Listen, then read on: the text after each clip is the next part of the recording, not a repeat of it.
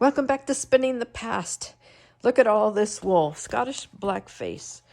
I'm helping a young shepherd, a new shepherd, I should say, bag up this wool, sort it out, and bag it up for sale in the fiber artist world.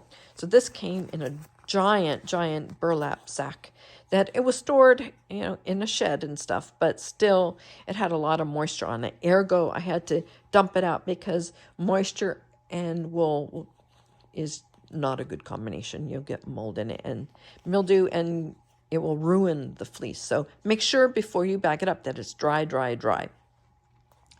So what am I looking for as I am skirting the fleece? Of course, these are many fleeces jumbled up together. Not the ideal. You really want to market for the fiber artist world. You want to market as an individual fleece from one sheep. Ideally. That's ideally. I'm just helping you because I want you to understand what the expectations are in the fiber artist world, and then you can market to that and you can get a better price for it as well. Remember, the more effort you put into this, the higher the price you can ask for. So here's something that could have been pulled out. We know that animals are outside and they're going to have all this vegetation, but that needs to get out. People don't want to buy that. Okay, here's also, looks like maybe leg hair. Okay, this gnarly stuff full of kemp. So see that little right there in the center? That is kemp. You don't want kemp. People don't want to pay. It reduces the quality of your wool. Okay. See, what else? I've done a pretty good job taking out the poop, but let's see. Okay, here's a poop. Here's a tag. So my job in here is to, now it would be nice if the shepherd had done this. Okay, I'm just educating the shepherds. This poopy part that weighs something, and that goes into the weight of the fleece, because you're selling the fleeces by weight. The fiber artists don't want to pay for that. So that goes to the side. But all this is much easier. Hey, invite friends over. Invite the fiber artist community over. Make them some soup or something. Make it a really nice community event to help with the skirting. Sorry, it's kind of hard doing this. Okay, here's another bit. It's poop. Okay, that needs to come out. So I'm going to toss that to the side. Sorry, it's kind of a mess here. Again, skirting as you go, as it comes off the sheep, is a lot easier than doing it at this point. Okay, not everyone knows, so that's why I'm here to help you. Okay, so I just have to go through and pull out the horse because I want the shepherd to get a good price for this. A lot better than what goes into the wool pool. Okay, just gonna take all this out and really note what quality of wool you have, because the value of it depends on the breed, the genetic quality of that wool, the micron count, how clean it is. So wool has very different classifications, and those classifications kind of dictate the value of your fleece. So if your fleece, I don't know if I can show this. See all those little, they look almost like corkscrews, just really wavy, white. That is kemp. So the higher the kemp, the less the value of it. It's very prickly. And it diminishes, at least in the fiber artist community, the quality of the fleece. So you're going to be judged by the quality of your fleeces. And, you can sell this at a, rock bottom price, but you have to know that that's what you're going to have to charge, if the quality, because the people who are fiber artists, there's all kinds of fiber artists out there, and some may want it. So I'm going to pull this aside because I just know it's lesser quality, but I may not necessarily throw it away. People who like to needle felt and that kind of stuff, they may want that. Okay, so here's another thing. This is, okay, sorry. See this? This is a little, when the shearer went over it for the second time, this is called the second cut. So that needs to be pulled out. as it comes off the sheep, as you have a skirting. So there's like a skirting screen that people put the fleeces on. And then they shake out and that stuff comes out and they pick it apart. And they, really good ones take about 2 inches from the edges of that entire fleece.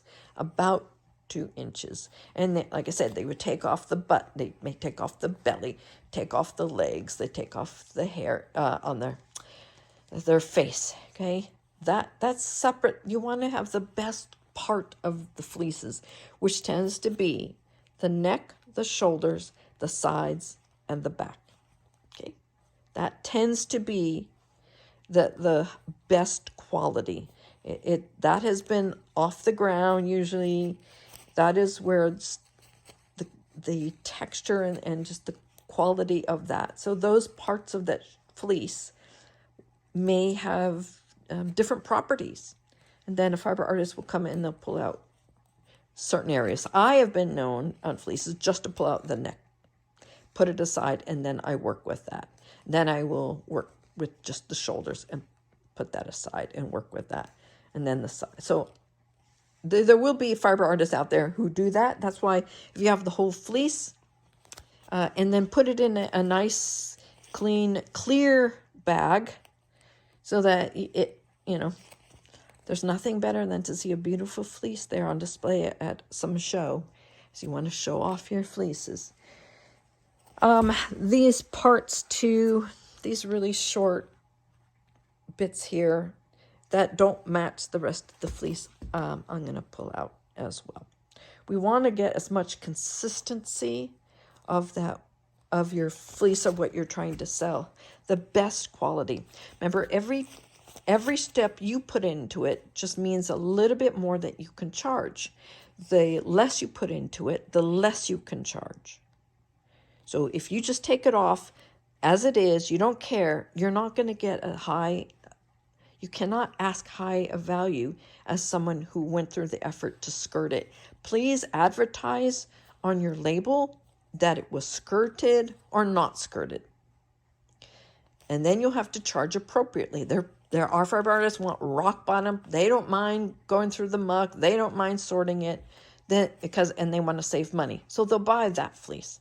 Then there are others who want it done for them or cleaned up and everything, and then they will buy that fleece. As terms raw fleece, some people have asked me, do I wash the fleece? You might do if you are doing a small bundle. Sometimes people do like an 8-ounce pack, especially if it's like a raw breeder, you don't have much of it, because fiber artists like to experiment with all kinds of sheep breeds. So you may do some mini packs of it so they can feel what it feels like. Also on here, in terms of market and packaging, again, just make sure that it's labeled appropriately. Again, if it's not been skirted, you don't want to have the time, you don't want to do it, and you have no friends, you don't want to skirt it, you want to do it, you just want to dump it into a bag and jumbled up with all these things, you're not going to get as high a price for it. And if you do charge that, and then the fiber artist comes home and he or she opens it up, and then sees that it's not been done, it's nasty, it's not a clean fleece, what we say, it's not a clean fleece, even though you charged for it to be a clean fleece, then they will not do business with you again. So you want to have a clean fleece, as clean as possible, because your reputation is everything. If they like your fleece, they will usually come back for more the next year. They will share. Oh, do you know someone who sells Scottish Black? Oh, yes, I do. And I can give you the contact information. These are just some brief, I could go on and on and on about, as a fiber artist, this is my perspective as a fiber artist. I'm very experienced now, what I look for when I am buying a fleece. What I would do to skirt a fleece. And that's what I'm doing today, basically skirting. This is a great season. We're in spring right now, and it's coming up to shearing. So good luck, all you shepherds out there with shearing. Make it a community event. Get other people. I've gone out to farms, maybe for a fleece or something. I will come out there and help them all day, sorting their fleeces, skirting them, getting them bagged up. The more help you have, the easier it'll be on you. Make it a community event. Yeah, there's so many possibilities in terms of marketing this that I don't want you to forget about. Try not to be defeatist and say, well, I'll never get. No, you can get a decent price. You can get, but understand that there are other factors than just because you grew the wool that it should sell or sell well or sell for a high price. Like I said, there's many different things in here that go into kind of the market value. At least for me, as a fiber artist, not speaking for all fiber artists, to me, all bits of the fleece have a value, but those other mucky bits could be set aside for other uses. But I'm just saying, like, if you go to a show and you're going to bag it up, kind of what the expectations are. If you want to make a good impression and get customers and repeat customers for your business, for your farm. Okay, I hope this has been helpful, and I'll catch you next time on Spinning the Past.